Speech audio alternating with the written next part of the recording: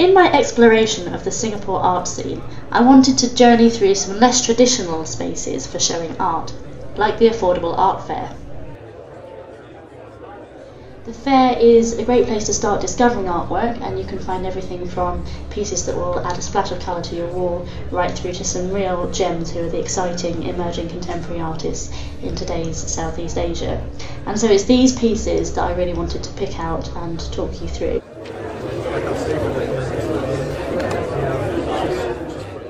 One of my favourite pieces was by artist Sookoon, who has created this beautiful sculpture by fusing two very different elements. Through a very slow process of dripping a mineral solution onto the bread, she grows and forms these beautiful crystals on its surface.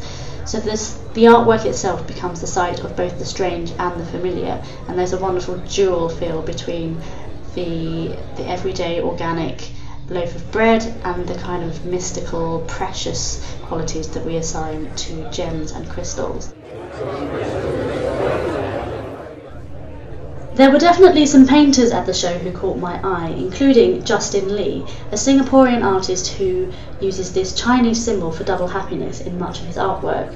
He was one of the first painters to fuse Western pop icons with more traditional Chinese culture, often coming up with some quite big concepts. This Singaporean artist studied at Glasgow School of Art and now lectures at LaSalle University. She looks at the ideas of alienation and she asks whether the land between us divides us or whether we really divide ourselves. Beyond the diverse imagery of gramophones and spacesuits, we can see some mapping images and land masses coming through on the canvases. There's also a distance between the forms she chooses to paint and what she paints on, so this floral chintzy fabric shines through the more man-made objects which she paints on top. It's difficult to see, but there are ghostly images of the floral fabric coming through these spacesuits, which gives a beautiful layered effect. Hoang Tam is a Vietnamese artist who focuses on the human condition and the difference between our inner and outer worlds. He often has this blurred, nostalgic background image with a quite graphic, colourful, abstract form on top. His process is really exciting, and he often finds or photographs images which he then recaptures through, for example, a pinhole camera, and then retranslates into painting. So there's this real abstraction through the different processes that the image goes through. Give Art Space Gallery also featured artist Michael Lee, who won the APBF Signature Art Prize for the Singapore Art Museum last year, graphic artist Santi Lawrachawee, and also Jeremy Sharma, who is a painter and tutor at LaSalle Art College. Lawrachawee particularly caught my eye with his wonderful distorted colourful maps. He uses quite graphic designs and a patterned surface of dots to render his pieces. His work is based on the political and cultural turbulence in Bangkok, where he works. Some fun works from artists elsewhere that caught my eye were this piece entitled Singapore Sling by Mark Hayward. He's a UK artist and he is playing with the idea of the Singapore traditional cocktail and then inserting these RAF planes. I recognised his work from the Jerwood Drawing Prize and also from some graffiti in Brick Lane, London.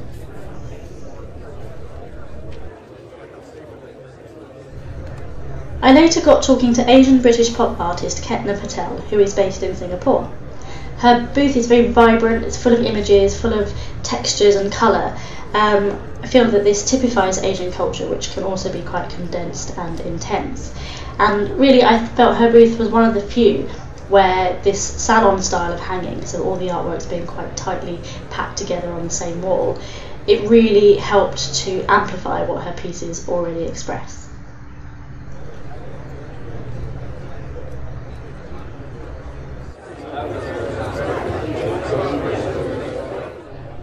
So that brings me to my final favourite booth at the fair, which was the Young Talent Programme, presented and curated by Ion Art Gallery. All the pieces on the booth were really engaging, but my favourite were these clouds that you see hovering in the middle of the space. The most exciting thing about them is that people couldn't resist but to touch them, and they would waft and bob around as people passed them. The piece is called Daydream by Vellachi Ganesan, and it's an invitation to do just that. The artist says that daydreaming should be an integral function of our being, and therefore the cloud seems to be represented as an everyday object, such as a chair or a lamp. This piece by Lavender Chang was really interesting. She looked at Chinese culture past and the way the eldest daughter and eldest son share different responsibilities within the family. She looks at modern day China and how parents are giving preferential treatment to boys in a different form, and the traditional identity of girls is being eroded. These pieces by Jasper Yeoh are what he calls a photographic moment, where he has stretched time and perhaps stretched the truth.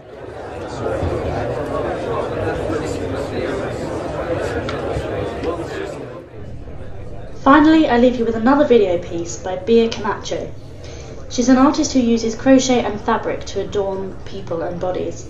This piece is a dance or a performance, and it's quite haunting, and it's also almost typographical to me in its visual form. Her work seems to explore the hiding spaces and the absence and distance between bodies. You may have also seen her crocheting herself into a cocoon at Tate Modern.